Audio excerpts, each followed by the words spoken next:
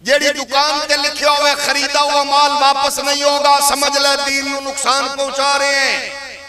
ہندو سکھ عیسائی گزرے دین تو متاثر ہوئے کہ دیکھ بچہ ہے نہ لکھے خریدا ہوا مال واپس نہیں ہوئے گا، جے نو یقین ہوندہ کہ رب کیڑیاں نو پتھراں وچ نہیں رزق دیندا ہے تے دھوکا کر کے مال نہ ویچدا، جے دھوکے نال نہیں ویچیا تے عبارت نہ لکھدا، ادھار مانگ کے شرمندہ نہ کریں، یہ عبارت لکھنا چھوڑ دے۔ ممکن ہے کوئی دین وال آنا چاہ رہے ہوئے تیری عبارت تو وہ متاثر ہون دی بجائے وہ متنفر ہو جائے،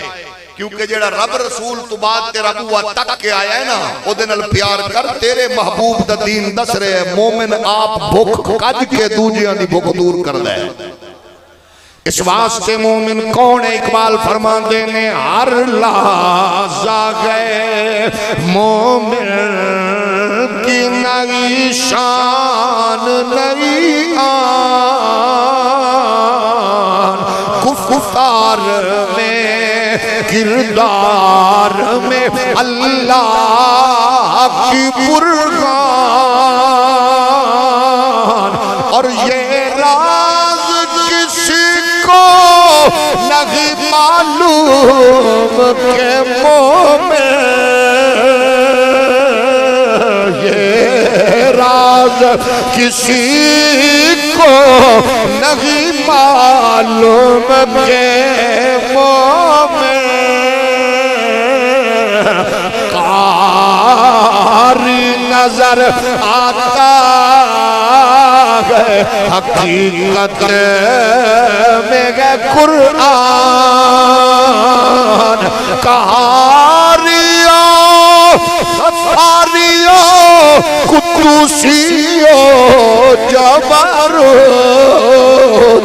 یہ چار عناصر